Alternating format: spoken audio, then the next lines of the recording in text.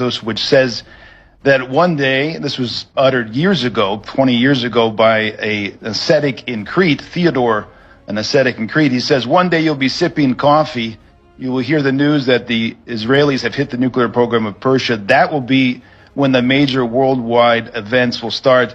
At the same time, another sign, either shortly before or after, Erdogan, the head of Turkey, will fall, and this will be the sign of the great events that were mentioned in these prophecies. Και στο τέλος των παγκόσμιων πόλεμων, ο οποίος ξεκίνησε, όπως είπαμε, από τη Συρία, Ουκρανία, Ισραήλ, αλλά μετά την Περσία, όταν χτυπήσουν το πυρηνικό πρόγραμμα της Περσίας οι Εβραίοι, τόσο η Κίνα όσο και η Ρωσία θα υποχρεωθούν να αντιδράσουν.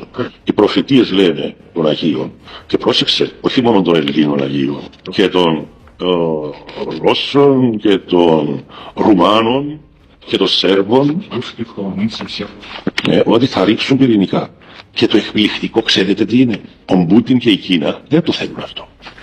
Το θέλει πάρα πολύ η νέα τάξη πραγμάτων. Τους εξωθούν. Αυτή είναι η λέξη η ελληνική. Τους πιέζουν.